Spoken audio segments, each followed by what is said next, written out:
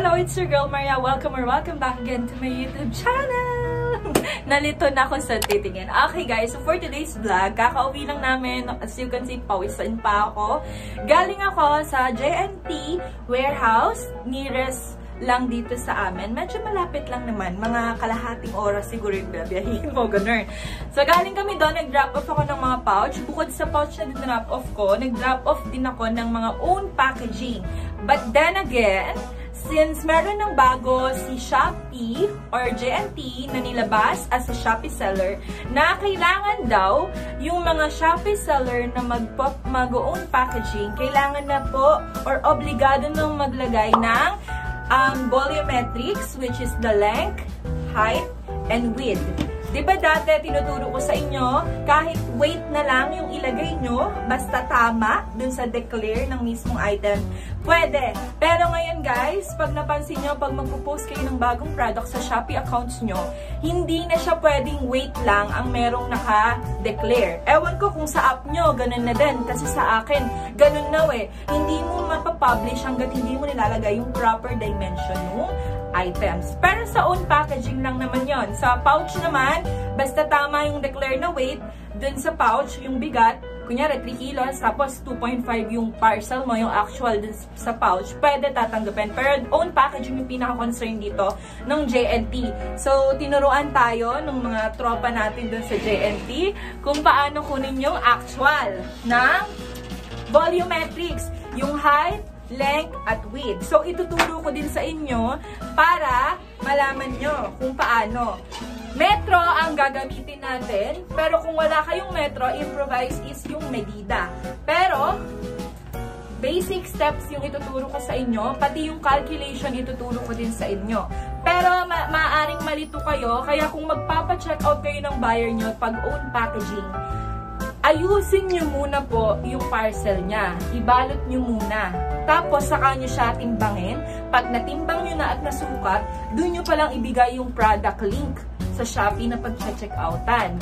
Okay, bakit ba dapat tama? Kasi ang sabi ni Shopee or ni JNT, dahil collab sila, diba? Kailangan daw, kasi kapag mali, kapag as a Shopee seller, kapag mali po yung declare na weight or volumetrics dun sa parcels, hindi nila i-scan, so babalik din sa'yo.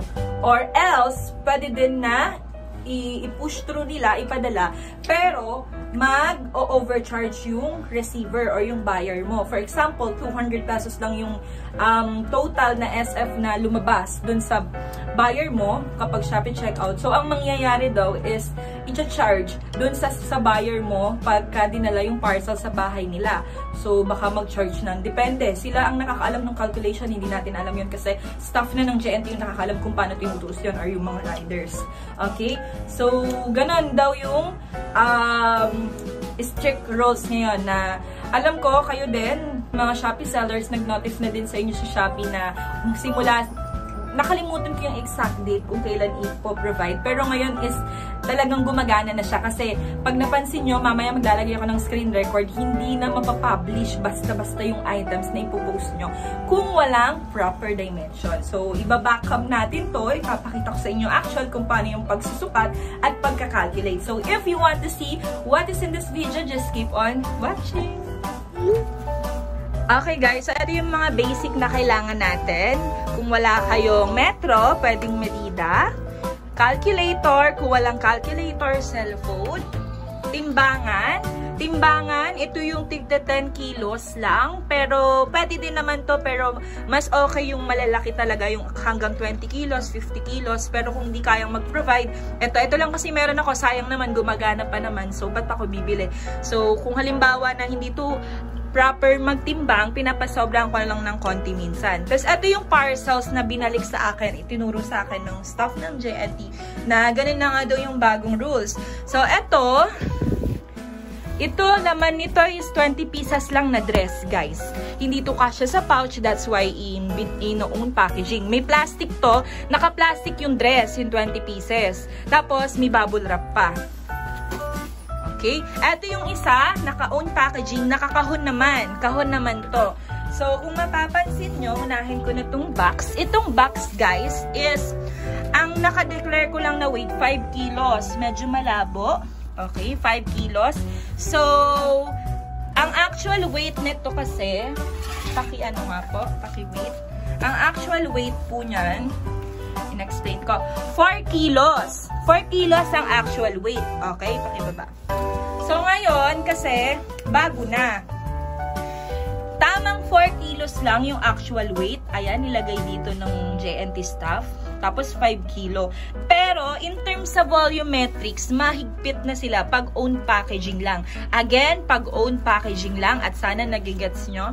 Ito yung volumetrics. 8 kilo siya pag sa volumetric. So, ipapasukat ko. Ang gagamitin nyo guys is yung maliit. Wait lang ha. Yung maliit po ng medida, hindi yung malaki. Okay? So, papasukat natin. Una guys, kailangan is yung height, yung tangkal. So, simula kayo dun sa 1 hanggang dito. So, ang height niya is 44. 44. Ta-times natin siya ngayon sa kanyang length. Sa length muna dito. Sa length muna. Ayan yung length niya. Minsan nalilito kayo kung ano length sa width, no? Tuturo ko sa inyo. 1 to 28. So, times 28. Kahit magkabali-baliktad ko anong mauna. Okay, times nyo ulit sa width. Yung width, dito nyo siya makikita. Yung pinakalapad po ng items. Okay, ilan po ang width? 23. Times 23 equals, ayan po ang equals. I-divide nyo ngayon yung tatlong sukat sa 3,500. So, pag dinivide, ang total is 8 kilos. 8 kilos siya in total. Okay? So, natama yung nilagay dyan, no? 8 kilos, diba? So, may 0 point, pero it can be 8 kilos. So, ito daw po, ang sabi ng JNT, ayan, tugma, yung actual weight, 4 kilos. Okay? Pero, yung volumetrics, 8 kilos. Ang susundin nyo po dyan is yung volumetrics. Kasi, yun ang mahalaga. So, diba, 5 kilos yung nakadeclare ko dito. So, ang gagawin natin, 8 kilos. So, ngayon, i-screen record ko, mamaya, kung paano natin ipapalitan yung kanyang actual na volumetrics. Okay po? Para po makita nyo na ito yung 125 pesos na amount, mag-iiba yan mamaya. Mas tataas pa. Kasi 5 kilos lang to, dapat 8 kilos. Ibig sabihin yung 5 kilos mo, kailangan mong nagdagan ng 3 kilos kasi yun yung actual na volumetric niya. So, si Shopee na po yung magtutuos, system generated, kung magkano yung madadagdag sa COD amount na 125 na SF. Hindi po tayo. So, basta ilalagay nyo lang yung correct na volumetrics. Okay? Carry? So, next naman tayo. So, dito naman tayo sa 20 pieces. This one, 6 kilos ang kanyang actual weight na nakadeclare, pero sinole dahil ilan po ang timbang. Pa-check na po.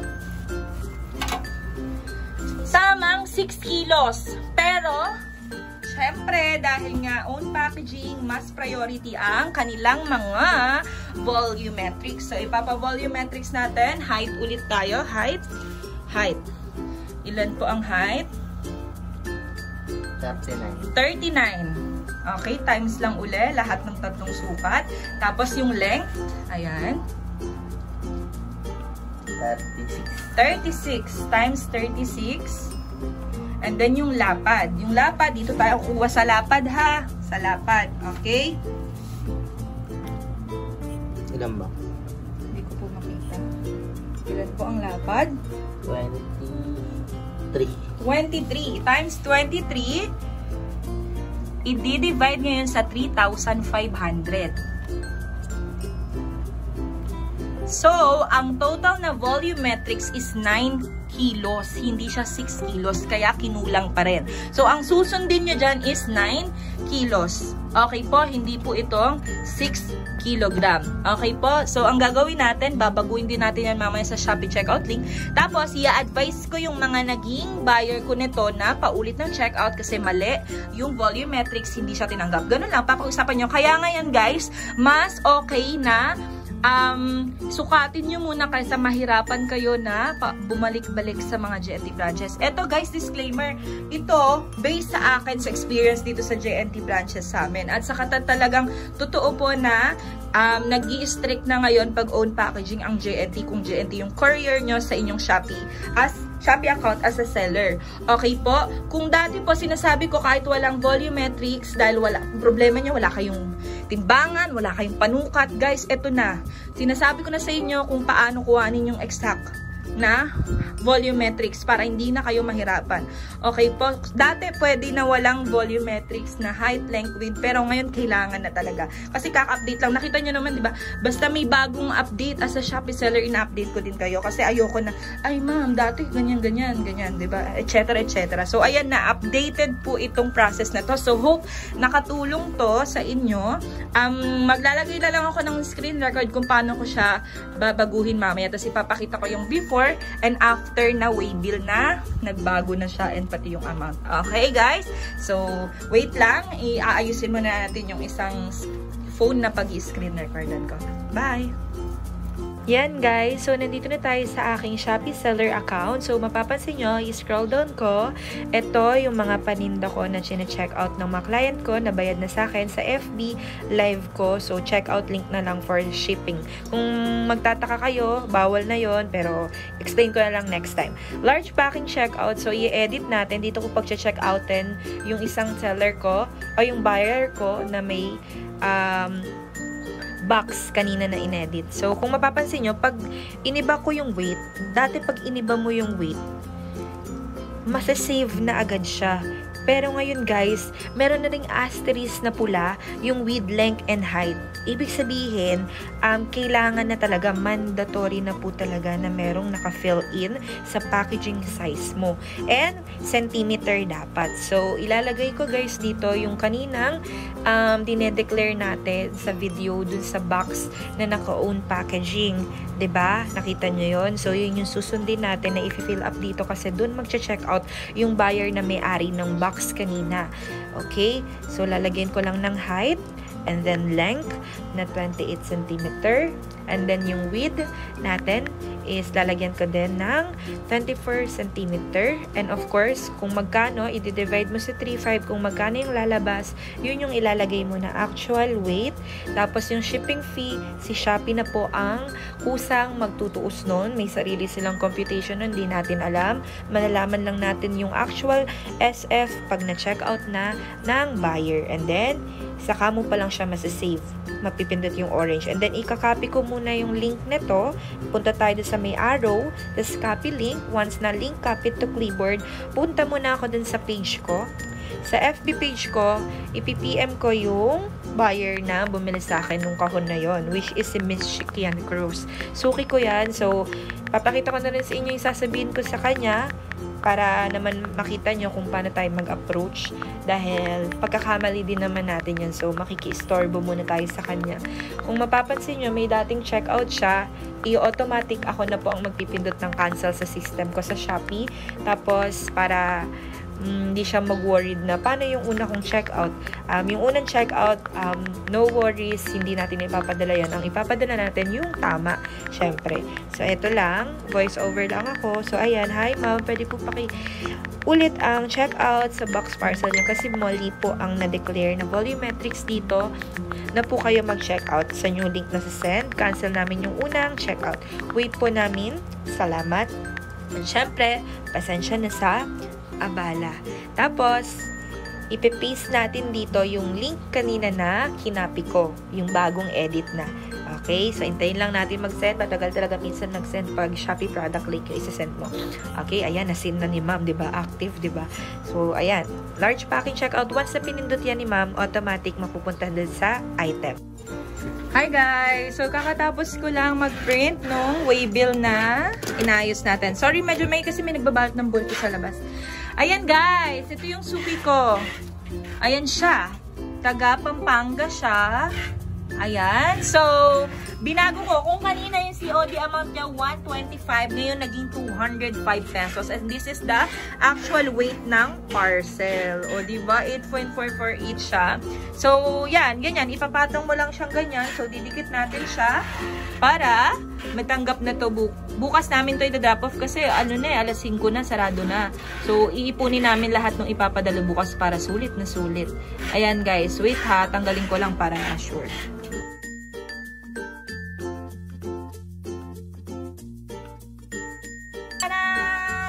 Ayan na ang actual. So, ayan na siya. So, yung iba, piprint ko pa. Hindi pa sila nag-check out. But then again, ganun lang siyang kadali. So, sana guys, may natutunan kayo sa vlog ko na to. And sharing is caring. Kaya agad-agad kong vinlog sa inyo pagka-uwi ko pa lang. Fresh na fresh itong idea at update ng Shopee. So, hindi na kayo magtatanong kung paano kuhanin yung actual weight na i-declare nyo, ha? Okay, so ang susundin natin yung actual na matutuos ng volumetrics ha. Okay po, so yun lang guys. So that is all for today's vlog. Thank you so much for watching and please don't forget to like and subscribe to my YouTube channel and always be kind. Bye-bye!